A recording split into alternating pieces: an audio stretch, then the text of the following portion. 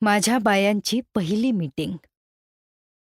मी 2020 मध्ये मुंबई इथल्या टाटा सामाजिक संस्थानामधून सोशल वर्क विषयात शिक्षण पूर्ण केलं. धारावी, उत्तर प्रदेश, बिहार यांसारख्या ठिकाणी अगदी दुर्गम भागात जाऊन फील्ड वर्क केलं. त्यामुळे शैक्षणिक वर्षातच मनाची तयारी झाली होती की आपल्याला तळागाळात जाऊन काम करावं लागणार आहे. ऐन कोविडच्या सुरुवातीला MSW पूर्ण झालं आणि सगळं जग थांबलं. तेव्हा सर्व क्षेत्रातल्या लोकांच्या नोकऱ्या अडचणीत आल्या होत्या. पण डॉक्टर, सोशल वर्कर यांचं काम मात्र वाढत होतं.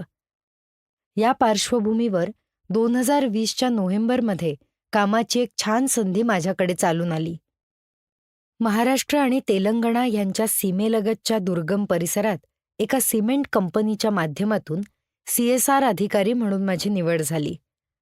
यवतमाळ जिल्ह्यातल्या झरी जामणी तालुक्यात, जिथे प्रशासकीय अधिकाऱ्यांची शिक्षा म्हणून बदली होते, जिथे 70% गोंड, कोलाम व इतर आदिवासी जमाती आहेत, अशा प्रदेशात अगदी गावागावात जाऊन समाज विकासाची कामं करायची होती.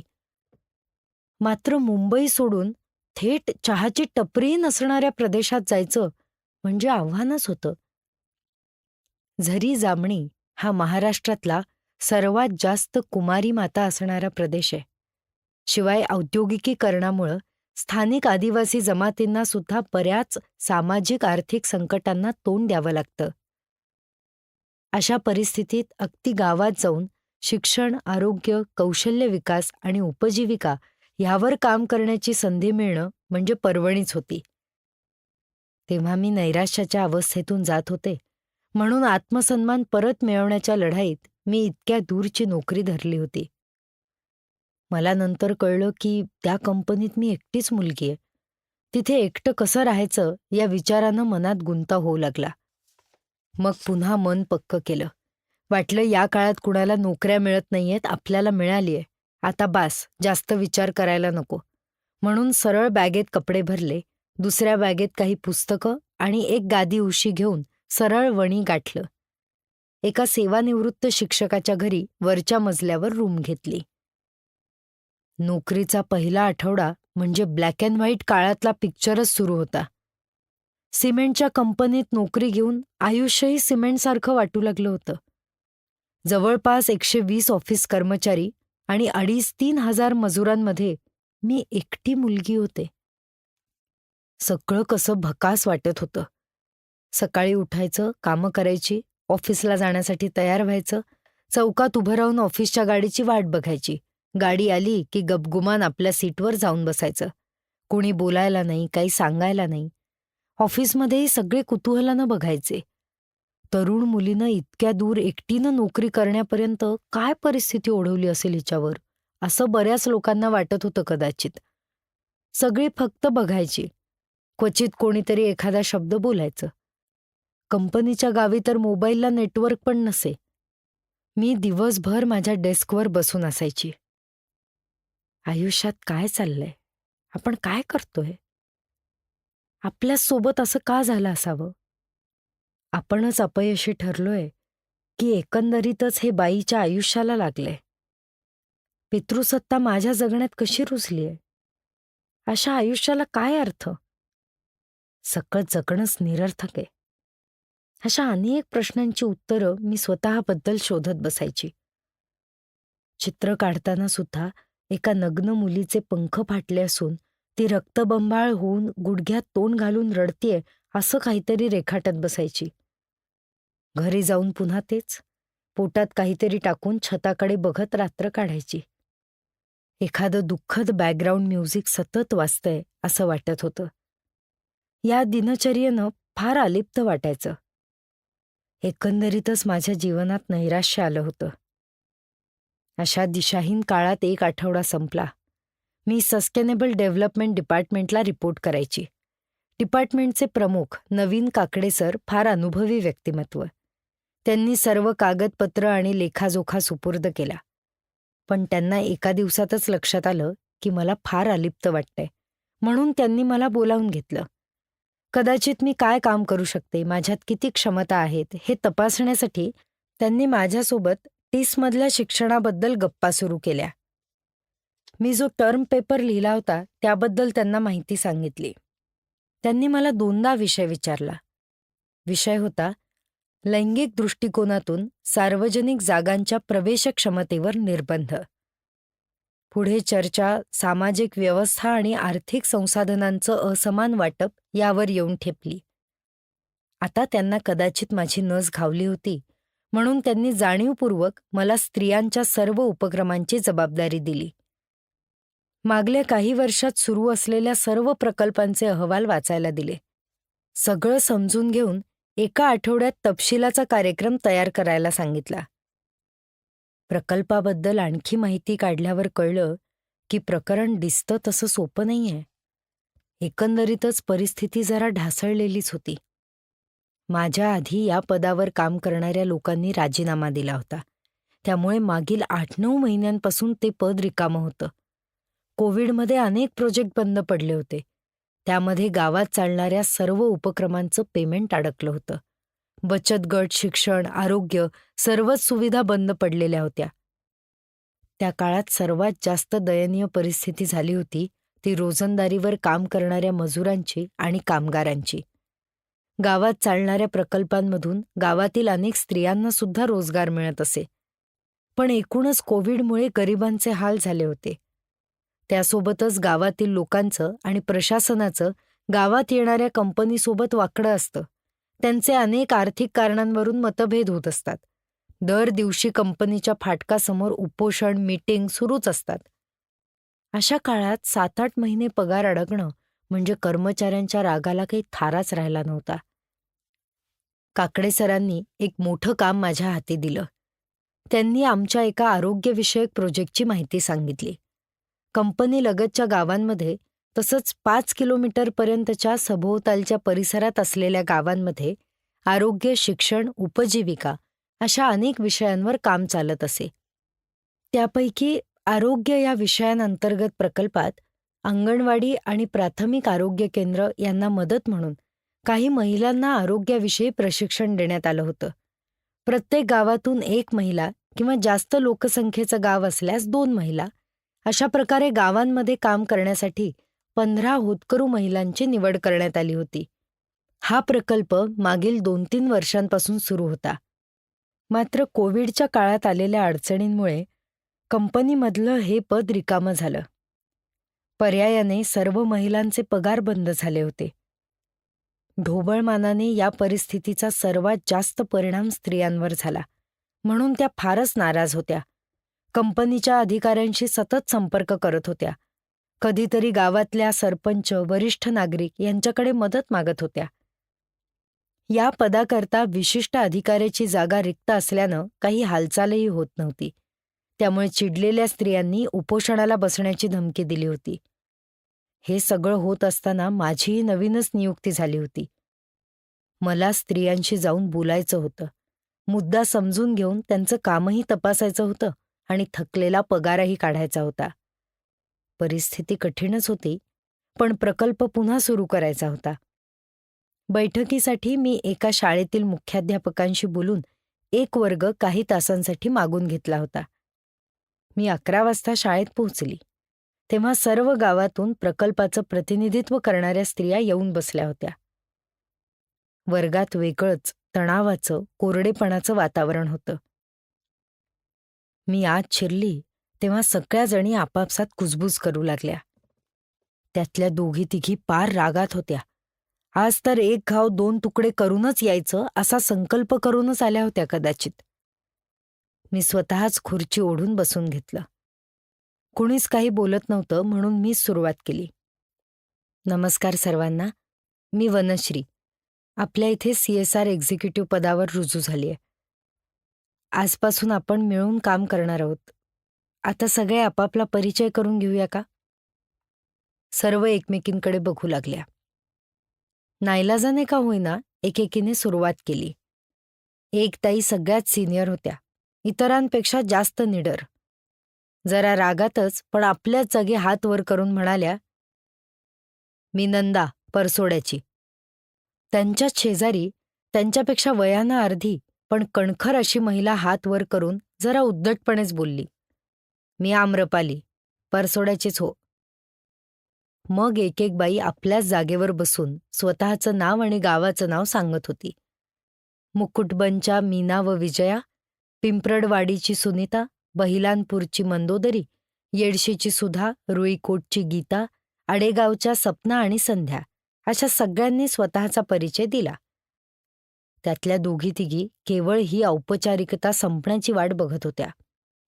जसं शेवटच्या बाईनं तिचं नाव सांगितलं तसं नंदाताईंनी बाकावर स्वतःचा हात आदळला आणि रागातच म्हणाल्या, "हे पा मॅडम, आम्हाला काही इच्छा काम करायचं नाही. आणि आता येती कोण पद घेते याच्याशी काही आम्हाला घेणं देणं नाही. तुम्ही फक्त आमचा हिशोब करा आणि आम्हाला रफादफा करा. लगेच झाला आता." नंदाताईंनी एका दमात सगळं बोलून टाकलं. त्यांच्यामुळे आता सगळ्यांना बळ मिळालं. शेजारी बसलेल्या आम्रपालीताई एकदम तावात उभ्या राहिल्या आणि हातवारी करून बोलू लागल्या, "हे कंपनीचं नेहमीचंच आहे. आज देतो उद्या देतो करत करत वर्ष सरून राहिलं. इथं घरात खाले नाही बरोबर, पोरायच्या शाळेचा खर्च आहे, कुठून आणायचे पैसे?" त्यावर विजयाताई म्हणाल्या, "आम्ही बिन आमचेच पैसे मागून राहिलो ना, फुक्कटचे तर नाही मागत आहो." आता सगळ्या धाड धाड ह्यावर बोलू लागल्या. सपनाताई म्हणाल्या, "आणि आम्हाला सांगितलं होतं ना काम सुरू ठेवा म्हणून, तेव्हाच आम्ही केलं ना, नाही तर काहाले केलं असतं? आमचे 2 ट्रेनिंग झाले, गावात रोग्यासोबत काम सुरू केलं, अंगणवाडीत जातो मदतीले, आणि आता म्हणता काय पुरावा आहे?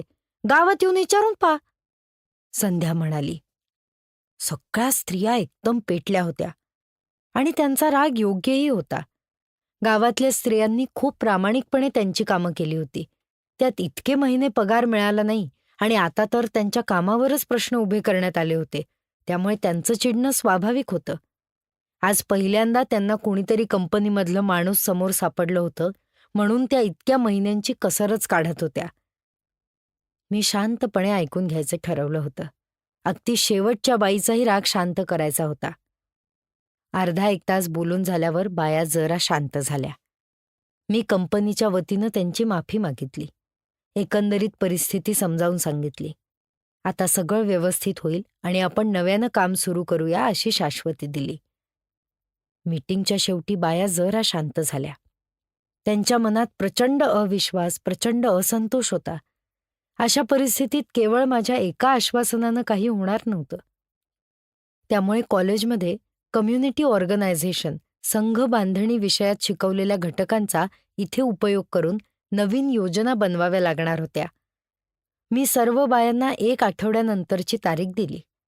त्याआधी मला कामाची आखणी तर करायची होतीच, पण बायांना आधीच्या सर्व असंतोषातून बाहेर काढून आनंदानं काम करण्यासाठीचं वातावरणसुद्धा तयार करायचं होतं. सामुदायिक संघटन म्हणजेच कम्युनिटी ऑर्गनायझेशन ही एक प्रक्रिया आहे.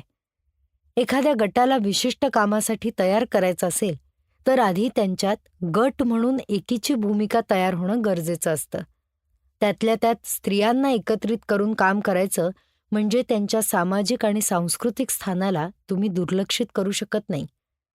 घराबाहेर पडून काम करावं, आर्थिकरित्या सक्षम व्हावं या बाबी बायांसाठी फारच दुय्यम असतात. किंवा घराबाहेर पडून काम करणं हे बहुतांश स्त्रियांच्या कल्पनेतही नसतं. केलं तरी शेतात जाऊन मजुरी करणं, स्वतःच्या शेतात असो वा दुसऱ्यांच्या शेतात. काम म्हणून स्त्रियांनी आधीपासून केवळ हेच कष्ट घेतलेलेत. शिक्षणापासून वंचित राहिल्यानं स्वातंत्र्य आणि स्वावलंबन या दोन्ही गोष्टी समाजानं महिलांपासून हिसकावून घेतल्यात. त्यामुळे प्रकल्पाचं उद्दिष्ट आणि ध्येय गाठण्यासाठी मला थोडं धीरानं घ्यावं लागणार होतं. मागची मीटिंग बघता केवळ मी वयाने लहान आणि हडकुळी असल्यानंच बायांनी माझ्यावर दया करून मला मारलं नसावं असं मला वाटत होतं, कारण परिस्थितीची दाहच तेवढी होती. मी शनिवार रविवार येण्याची वाट बघायची. वर्ध्याला कसं लवकर जाता येईल याचं नियोजन करायची. एकटं राहिलं की खूप नकारात्मक विचार यायचे, स्वतःची चीड यायची, अनेक शंका कुशंका यायच्या. म्हणून शनिवारी ऑफिसमधूनच वर्ध्याला पळायची. फक्त 1 दिवस घरी राहायला मिळायचा. त्यातही मी कुणाला भेटत नसे. स्वतःला घरातच कोंडून ठेवी. मला असं वाटायचं की सगळे मला बिचारी म्हणून बघतायत. बहुधा माझ्यावर ओढवलेली परिस्थिती मला स्वतःला क्षुल्लक वाटत नसली तरी लांबून बघितली तर अतिशय सामान्य होती. या परिस्थितीतून बरीच लोकं गेली आहेत, पण माझ्यावर या परिस्थितीचा फार परिणाम झाला होता. मला वाटायचं की सगळ्यांना माहिती आहे आणि आता सगळे माझ्याकडे एकतर रागाने किंवा दयेने बघतायत. मध्ये कुठेतरी जपानच्या तत्वज्ञानाबद्दल वाचलं होतं. किन्त्सुगी. किन्त्सुगी म्हणजे तुटलेली वस्तू सोन्यानं जोडणं. सोनं लावून दुरुस्ती करण्याची एक पारंपरिक जपानी कला आहे. एखादं काचेचं भांडं, मातीचं मडकं फुटलं तर ते फेकून न देता वितळलेल्या सोन्यानं जोडायचं. त्यामुळे ते आणखी सुंदर दिसायचं. या तत्वज्ञानामागची कल्पना व्यापक आहे. तुटणं ही काही कमतरता नाही. त्यातही अनुभवांचं सौंदर्य आहे, असं काहीतरी ते तत्वज्ञान म्हणतं. मात्र माझ्या बाबतीत मला वाटायचं की हे काही आपल्याला लागू होत नाही. किन्त्सुगी तुकड्यांना लागू होतं, झालेल्या चुऱ्याला नाही. माझा भुरका झालाय असं मला वाटायचं. त्यामुळे पुनर्निर्मिती करण्यासाठी आपल्याला जोडता येणं शक्य नाही, आपल्याला वितळावंच लागणार आहे हे लक्षात आलं होतं. म्हणून पुन्हा सोमवार आला की मी नोकरीच्या गावी निघून जाई. जाताना मनाचा निर्धार करी की आता 1 आठवडा मन लावून काम करायचं, स्वतःवर काम करायचं, काहीतरी नवीन शिकायचं, काहीतरी वाचायचं, असं करत स्वतःला पुढल्या 1 आठवड्याचं टार्गेट देई. मी कसून कामाला लागले. 1 आठवड्यात संपूर्ण प्रकल्प नवीन रीतीनं सुरू करण्याचा आराखडा तयार केला. तयार केलेली योजना वरच्या दोन्ही साहेबांना सांगितली. काम कसं सुरू करणार, कुठे करणार, कुणासोबत संपर्क येणार, कामांची यादी काय असेल, पगाराचे निकष, नियम व अटी अशा सर्व गोष्टींची कागदपत्र तयार केली. पुढच्या मीटिंगच्या दिवशी सगळ्या बाया आधीपेक्षा जरा शांत झाल्या होत्या. त्यातल्या 1-2घींनी मी गेल्यावर मला नमस्ते सुद्धा म्हटलं. थोडी का असेना, पण प्रगती होती. प्रकल्पाला पुन्हा एकदा जोरदार सुरुवात व्हावी आणि सर्व बाया आनंदी व्हाव्या म्हणून मी एका नव्या प्रशिक्षणाची घोषणा केली. 8 दिवस एका ठिकाणी ते प्रशिक्षण असणार होतं. रोजच्या कामांमधून सुट्टी मिळेल म्हणून बाया जरा खुश झाल्या. प्रकल्पासाठी पुण्याहून सीमा देवधर ताईंना प्रशिक्षक म्हणून बोलावून घेतलं. त्यांनी आजवर अनेक स्त्रियांना आरोग्य सेविका म्हणून तयार केलं होतं आणि अजूनही करतायत. अमेरिकेहून बायोलॉजी अँड इव्होल्यूशन या विषयामध्ये PhD करून आलेल्या सीमाताई 62 वर्षांच्या असूनही तरुणाईला लाजवतील अशा हुशार आणि उत्साही आहेत. त्यांनीच याआधीसुद्धा स्त्रियांना प्रशिक्षण दिलं होतं, त्यामुळे प्रकल्पाची सध्याची स्थिती त्यांना चांगलीच माहिती होती. आम्ही दोघींनी मिळून मजेशीर पद्धतीनं प्रशिक्षणाचं वेळापत्रक आखलं. गाणी, गप्पा, चित्रपट, खेळ अशा अनेक गोष्टी आम्ही त्यात समाविष्ट केल्या. सगळ्या स्त्रियांना पहिल्याच दिवशी आम्ही गणवेश म्हणून साड्या दिल्या. आणखी काही महत्त्वाचे उपक्रम म्हणून मी 1-2 गोष्टी आखल्या. सावित्रीबाई फुलेंचा एक फोटो वर्गात आणून ठेवला. शिकवणी सुरू होण्याआधी रोज एकीनं सावित्रीबाई फुलेंविषयक एक धडा वाचायचा असा नियम बनवला. त्यासाठी विविध लेखकांची पुस्तकंही आणून ठेवली. त्यामुळे शिस्त म्हणून का होईना, पण स्त्री, शिक्षण, संघर्ष, सावित्री, ज्योतिबा, फातिमा, मुक्ता असे शब्द कानावर पडणार होते. हळूहळू त्यांना स्त्री शिक्षणाचा संघर्ष आणि सावित्री कळणार होती. पहिल्या दिवशी सकाळी मुख्य कार्यक्रमाला सुरुवात करण्याआधी मी सर्वांना गोलाकार बसवलं. 1-2 जणी यायच्या होत्या, त्यामुळे जरा अवांतर चर्चांना सुरुवात केली.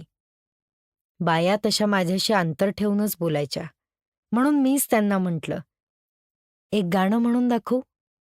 आता सगळ्यांच्या चेहऱ्यावर जरा स्मित आलं. गाण्याला सुरुवात करण्याआधी बायांना पार्श्वभूमी सांगितली.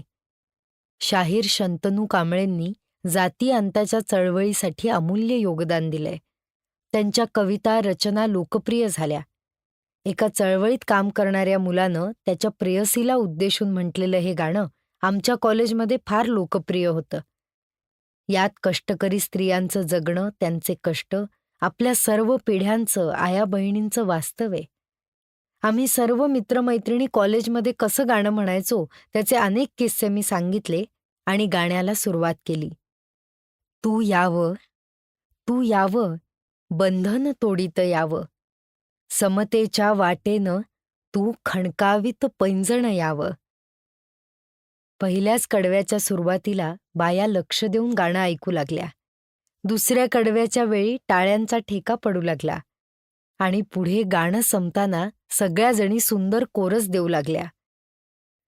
कला ही द्वेषाच्या गाठी सैल करते, हे मी अनुभवत होते.